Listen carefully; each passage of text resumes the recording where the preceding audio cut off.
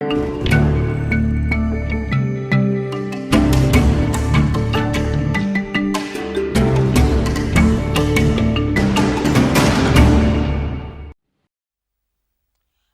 vous regardez Tokomu Api Télévision. Mesdames et messieurs, bonsoir et bienvenue à cette nouvelle livraison d'informations qui s'ouvre avec cette nouvelle. Judith Toulouka Souminois a été nommée Premier ministre par le chef de l'État Félix-Antoine Tshisekedi Tshilombo. Vous le savez, ce choix du chef de l'État, le champion de la masculinité positive, détermine sa détermination ou encore sa volonté de promouvoir la jante féminine.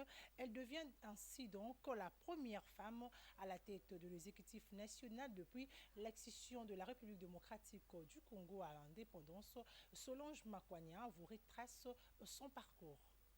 C'est une première depuis l'accession de la République démocratique du Congo à l'indépendance. Une femme à la tête de l'exécutif national. Le choix de Judith Toulouka Souminois prouve à suffisance la détermination du chef de l'État à faire de la femme le pin dorsal du développement en RDC. Grace Mbongi Umek, présidente de la Fondation Grace Monde, salue cette promesse du président de la République réalisée lors de cette seconde mandature, celle de lancer ses projecteurs sur la jante féminine. Les remerciements d'abord au chef de l'État d'avoir vraiment pensé à la femme et d'avoir donné cette confiance à une dame.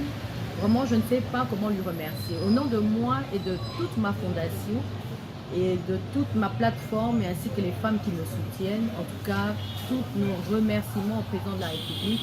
Et vraiment, il a le soutien de toutes les femmes. Mais je pense que le président de la République est plutôt dans l'optique de réussir son deuxième mandat. Et sur ça, il a fait un bon choix. Il a opté pour la femme. La femme, c'est l'assurance, la femme, c'est la sécurité et c'est le bien-être. Donc je pense qu'il a fait un très bon choix pour son deuxième mandat. Et voilà.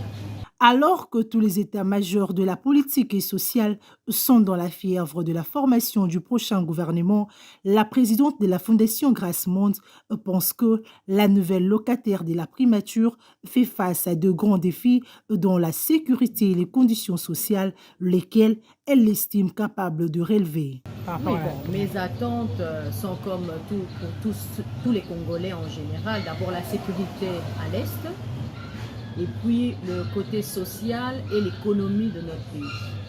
Je pense que c'est ça aussi l'attente de tous les Congolais.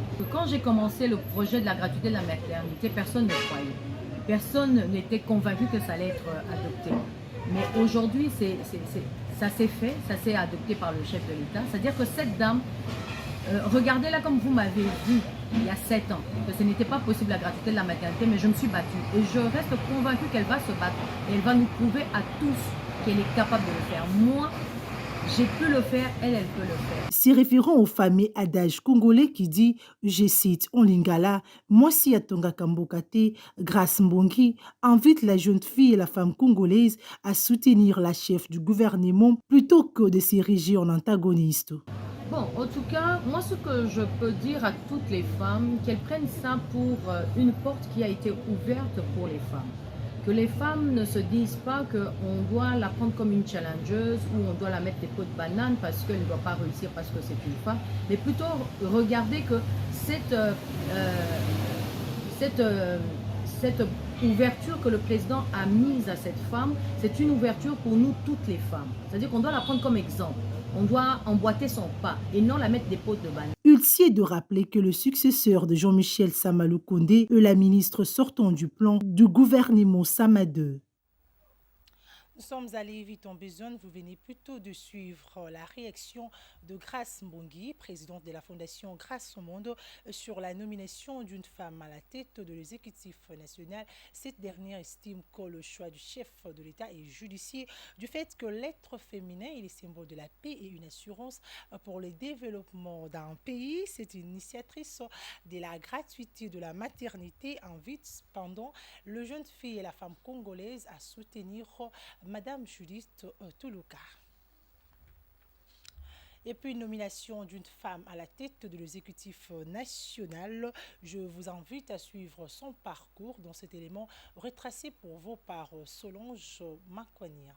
Née le 19 octobre 1967, Judith Tuluka Souminoua est une femme d'État congolais, mariée et mère de 2 enfants, dont un garçon et une fille. Elle est ancienne ministre du Plan au sein du gouvernement Sama II depuis le 24 mars 2024. C'est originaire du Congo central et détentrice d'une maîtrise en économie appliquée à l'Université libre de Bruxelles et d'un diplôme d'études complémentaires en travaillant dans les pays en voie de développement. Elle travaille dans les secteurs bancaires avant de rejoindre les agences des Nations Unies dans les PNUD, où elle a été experte nationale dans un projet d'appui communautaire dans l'est du pays. Elle exerce ensuite au cabinet du ministère du Budget avant de devenir la coordonnatrice adjointe du Conseil présidentiel de veille stratégique, CPVS en sigle. Aujourd'hui,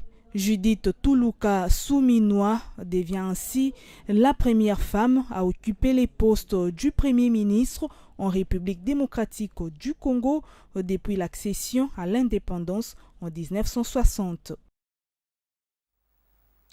Nomination d'une femme à la tête de l'exécutif national, on en parle encore. La population quinoise salue ce choix du chef de l'État et attend de la nouvelle locataire de la primature une performance dans l'exercice de ses fonctions. Souhaiter bonne chance à la Moussa Malam, de génération le moment tout c'est là.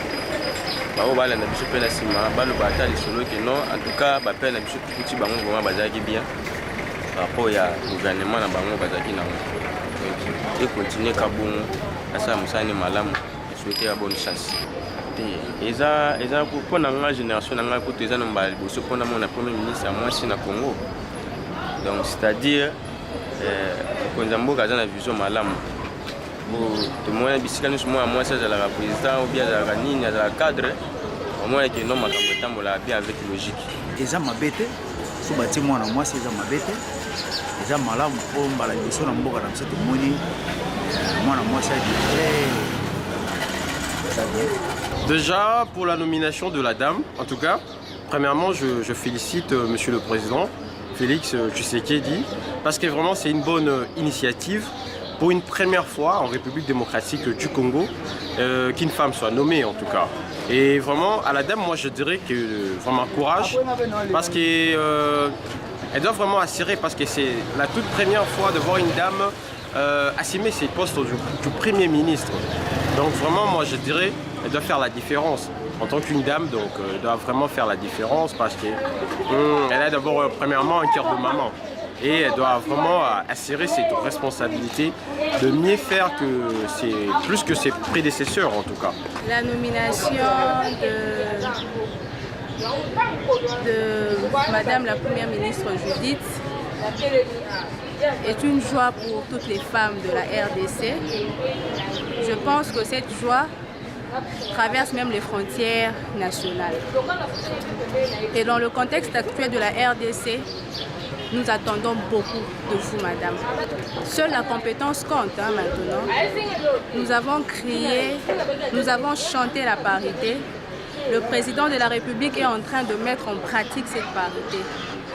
Et nous, les dames, ou les dames bénéficiant de cette confiance de la part du chef de l'État, doivent faire montre de leurs compétences et montrer à la face du monde que la parité n'est pas seulement un slogan. Les compétences de la femme ne sont pas des slogans, mais c'est une réalité. La femme qui met en application ses compétences intellectuelles peut être un grand facteur de développement pour la RDC. Alors, nous ne pouvons que dire fructueux mandat à Madame la Première ministre de la RDC. Bon vent vous. Et le Congolais vous regarde, nous vous regardons. Et faites honneur à la femme, faites honneur à cette confiance du chef de l'État. Voilà un peu de mots ce que je peux dire concernant ces... En justice, une requête en inconstitutionnalité a été déposée le lundi 1er avril à la Cour constitutionnelle sur la levée du moratoire portant la peine des morts. L'initiative est de Maître Jeannot Lompimpé et le cadre au sein du Front commun pour le Congo, la famille politique de l'ancien chef de l'État, Joseph Kabila Kabangi. L'ensemble, vous devez retenir ceci, que nous venons de déposer une requête auprès de la Cour constitutionnelle. Comme vous le savez, la Cour constitutionnelle est censée protéger la Constitution. La Cour constitutionnelle demeure comme un gardien de la Constitution dans notre pays. Voilà pourquoi moi j'ai décidé avec d'autres confrères avocats, il est vrai que cette question divise l'opinion nationale. Alors nous ne pouvons pas quand même nous taire lorsqu'il y a des questions qui divisent la société. Voilà pourquoi nous avons pris l'initiative de pouvoir saisir cette Cour constitutionnelle-là, de sorte que la Cour puisse se prononcer sur la conformité, sur la légalité constitutionnelle de la note circulaire de Madame la ministre d'État, ministre de la Justice. Parce que nous estimons encore une fois de plus que non, si vous lisez la Constitution, dans son article 16, 61 et 215, vous allez voir que non, le pouvoir constituant, il a sacralisé la vie humaine. Et que lorsqu'aujourd'hui, on a levé la moratoire, n'est-ce pas, la levée des moratoires, de sorte que non, le juge ou bien les parquets puissent exécuter la peine de mort. Et écoutez, cette mesure-là, ou soit cette instruction-là, vient de la Constitution. Voilà pourquoi nous sommes venus saisir la haute cour, que la cour puisse se prononcer sur cette question-là. C'est très important. Dans notre pays, nous avons voulu avoir la Constitution, nous avons voulu avoir la Cour constitutionnelle, parce que la Cour constitutionnelle demeure le maître de l'action sur la conformité de la Constitution. Donc, en ce jour, nous avons déjà déposé cela et nous attendons la suite par rapport à la requête de notre requête. Parce que nous pensons que non, la vie humaine est tellement sacrée et qu'on ne peut pas, n'est-ce pas, quel que soit, parce que l'article 61 dit ceci, même lorsqu'il y a l'état de siège, même l'état d'urgence, on ne peut pas infliger des traitements humains, cruels. Voilà pourquoi je vous dis que non, cette mesure-là, cette note du ministre de la Justice, vient la Constitution et que dans les jours à venir, nous attendons que non, la Cour puisse se prononcer par rapport à cette question-là. Non mais, cher ami, vous savez, moi je suis d'accord sur cette question-là. Il est vrai que non, dans notre pays, nous avons des problèmes sérieux au niveau de l'armée, au niveau disons, dans l'ensemble. Il y a des problèmes sérieux. Mais je vous dis que non, ici il est question de respecter la Constitution d'abord. Parce qu'il y a d'autres mesures. Pourquoi pas d'appliquer même la peine ici des travaux forcés?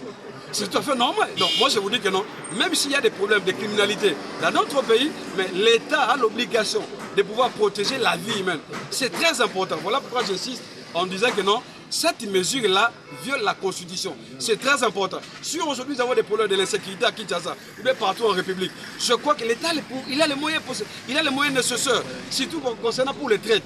Au sein de notre FARDC, il y a des moyens nécessaires au lieu d'appliquer directement la peine de mort. Donc, il y a des mécanismes qui sont prévus par la loi au niveau même de l'administration et que l'État peut quand même appliquer cela. Mais passer outre, moi je crois que cette mesure-là continue avec la Constitution et que nous avons intérêt de protéger et de privilégier d'abord la primauté de la Constitution au regard de tout. Non mais écoutez, d'abord il n'y a personne derrière moi. Je suis Congolais comme vous, au-delà de Congolais, je suis avocat. Je prends l'initiative parce que dans la Constitution donne même à tous les Congolais le pouvoir de saisir la Cour.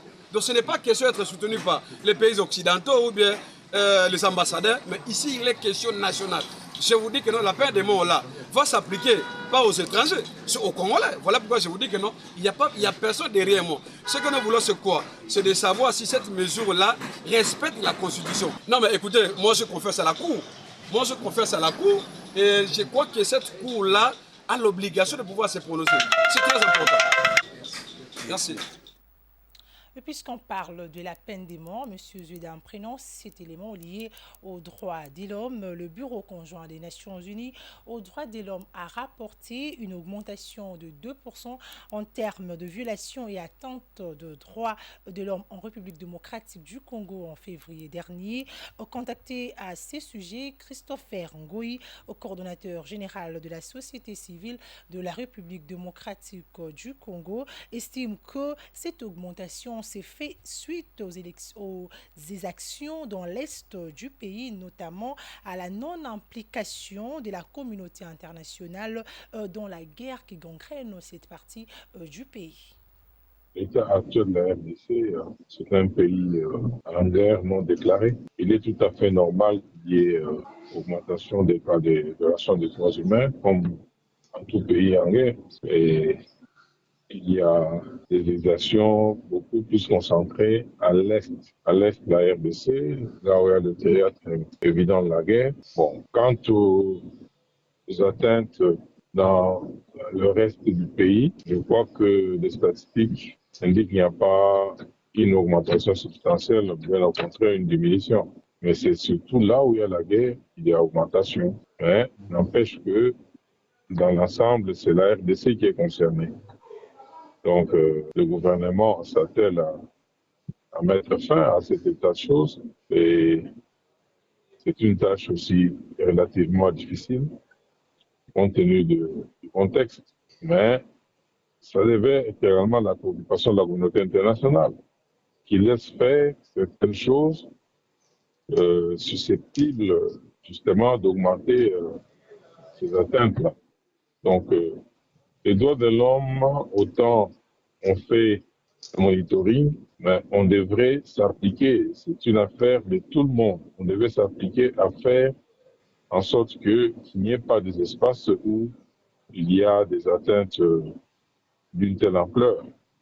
Voilà notre position. C'est une tâche qui incombe à tout le monde. Bon, la levée du moratoire sur la peine de mort, c'est une mesure dissuasive. C'est une mesure dissuasive. Justement, c'est pour faire en sorte qu'il n'y ait pas, pour diminuer, atténuer un tant soit peu toutes ces violations-là. Parce qu'il y a des gens, quand ils quittent ou ils trahissent, c'est pour amplifier les tueries, les violations des droits humains. Moi, je vois que c'est une mesure, bien que difficile à digérer par nous, défenseurs des droits de l'homme, mais nous pensons que, étant extrêmement dissuasive, elle va contribuer à atténuer un peu ça.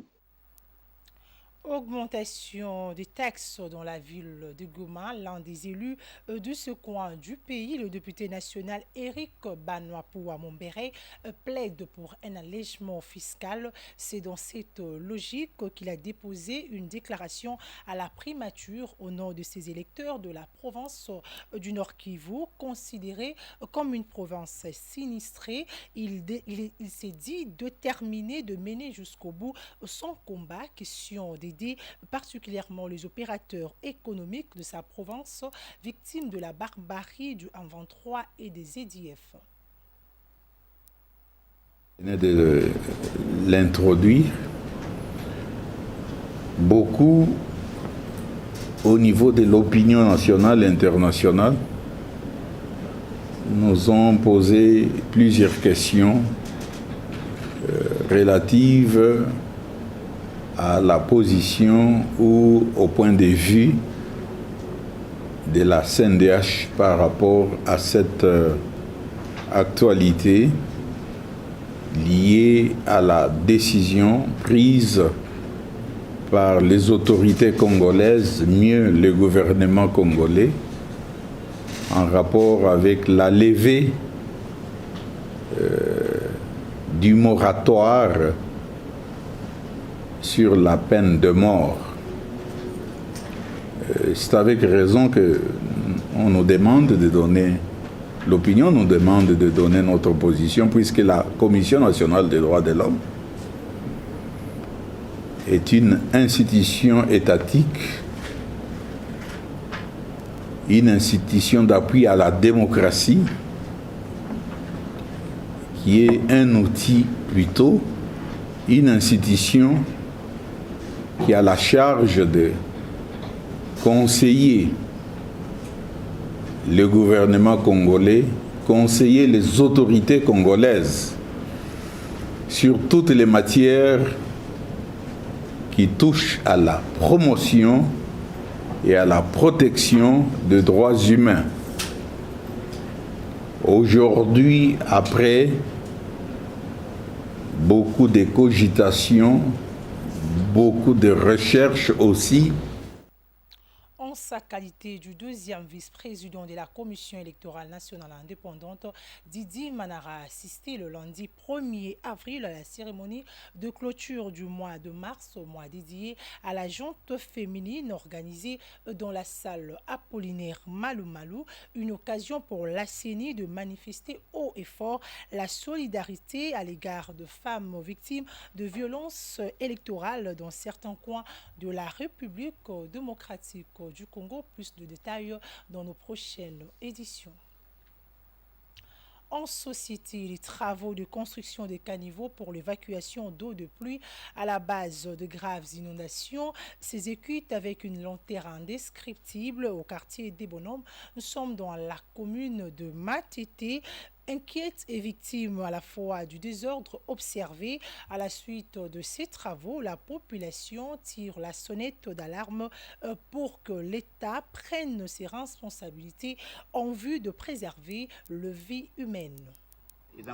Mais il faut savoir faire le travail de manière ordonnée. Inquiétude n'a simple. Cela fait approximativement 2 mois que le travaux de construction de caniveaux s'effectuant dans le quartier des Bonhommes, précisément de la 5e à la 8e rue. Satisfait de l'initiative, le riverain de ce quartier majeur de la commune de Matete, de par sa superficie, constatait l'avancement de ce travaux jusqu'à voir pire. Une lenteur s'est fait remarquer dans la construction de ce canot d'évacuation d'eau, causant ainsi d'énormes dégâts. Insalubrité avançait le long de tronçons où s'exécutent les travaux, immondices bloquant la bonne circulation de eau. L'inachèvement de la construction contribue aux inondations et voire même à la détérioration de domiciles longeant ces voies. La population environnante, bouleversée par cette situation, dénonce l'incompétence et le désordre de l'entreprise chargée de l'exécution de ce travaux. Il y a un désordre. C'est comme si les personnes c'est comme s'ils n'étaient pas préparés pour ça. Ils étaient venus pour faire les travaux dans la 5e, 6e, 8e et 7e rue.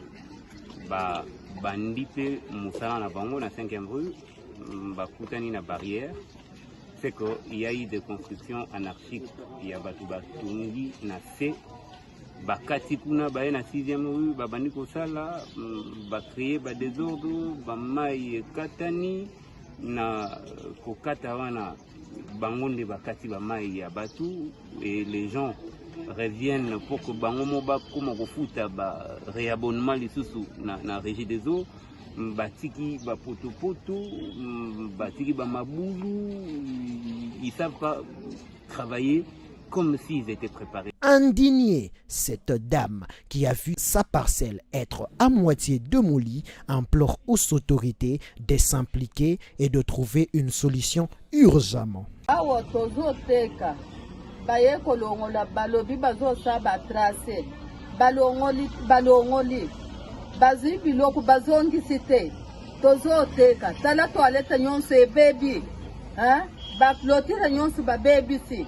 Bazongi cité tozo teka siko plasa ya kofante zate mulunkwenda moyeza ezoko tebele banda kunyonso ebebi tozo fanda biete yaya tolembi toyebisi ba nini ingénieur alobi te toko yako sala bako sala mukoni mbule zo beta tala ba flotter nyonso ebebi tozo cha ba sac babuki ba toilette nyonso moya ya kofande zate place ya kobimile zate toza ba mukolo toza bana te baye bisabaye bazongi sanda kunanga ina toilette lotira nyonso ekei na se tozo kenda wapitala toilette modele waneza place ya kobimile zate poto basali trace batiki kaka bongo toza bantu toza banyama te yaya yebise mukonzi tolembi ba ingénieur basali misala bien te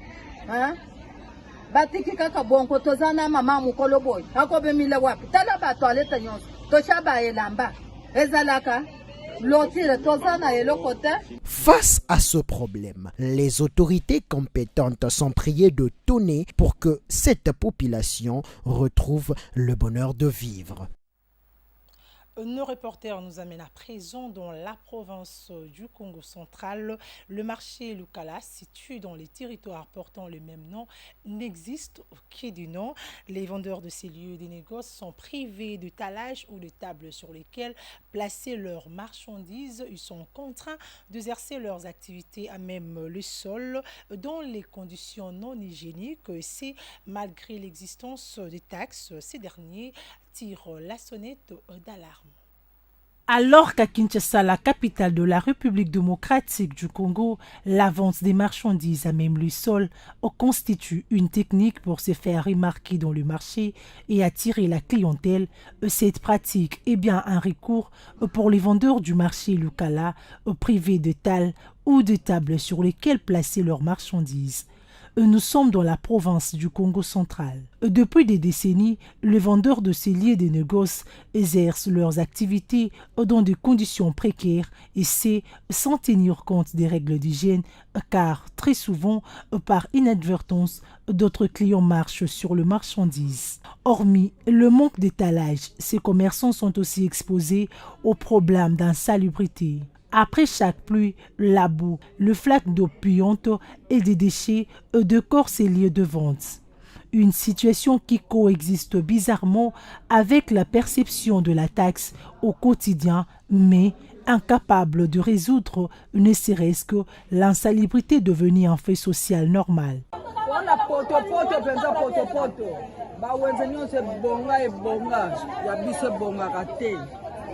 Tala ba poto tala ba wenzango matiti na matiti na likolo matiti na se yako pola matiti yako pola tina kutute kende ba wenzi mususu mbanza ngungwe kisantu enkolo fume kuna ba wenzi nyose bonga me awa komina mesa na nga yango oyo apa moninga ka defuna tsawana yango oyo makoko osoma tole ezalaka te la mona zo mapanza na moi osimba te moninga na oyo yali kata ndamu otalo aba potekela mapa. Vendeurs du marché Lukala tirent la sonnette d'alarme afin que les autorités s'impliquent pour des solutions idoines.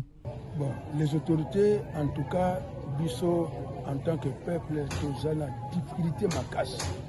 Difficulté dans le sens que l'habité ceux qui ont le Congo central depuis Kazangolo qui fait fond vers Balouzi kuna Arama kuna Bamoka Mfika.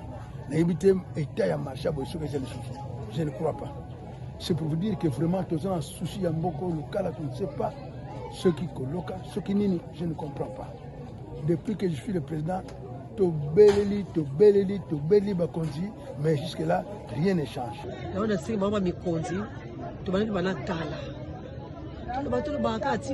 Notons que ces marchés est l'un des plus grands de la province du Congo central. Sa construction soulagera tant soit peu la misère de la population. Et puis l'actualité en dehors de nos frontières, le nouveau président du Sénégal, Bassirou Diomaye Faye, a prêté serment ce mardi 2 avril 2024 en présence de plusieurs chefs d'État africains et de gouvernement, succédant ainsi à Macky Sall, le chef de l'État, depuis 12 ans, soit de 2012 à 2024. Lors de son discours d'investiture, ce 5e président et plus jeune de ces pays d'Afrique de l'Ouest, Bassirou Diomaye Faye a promis au peuple sénégalais un changement systématique, plus de souveraineté. Devant Dieu et devant la nation sénégalaise, je jure de remplir fidèlement la charge de président de la République du Sénégal, d'observer comme de faire observer scrupuleusement les dispositions de la Constitution et des lois, de consacrer toutes mes forces à défendre les institutions constitutionnelles, l'intégrité du territoire, l'indépendance nationale et de ne ménager enfin aucun effort pour la réalisation de l'unité africaine. Je suis conscient que les résultats sortis des urnes expriment un profond désir de changement systémique.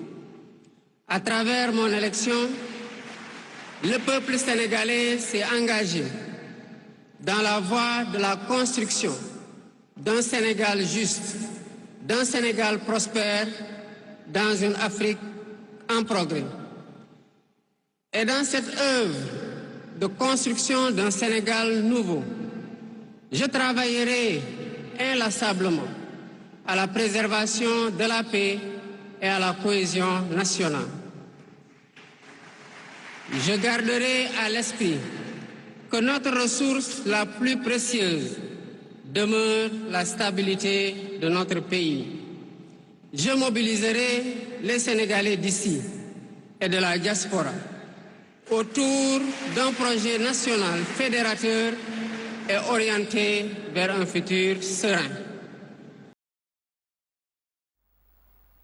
Voilà, c'est par cet élément que se referme cette session d'information. Merci à vous de l'avoir suivi.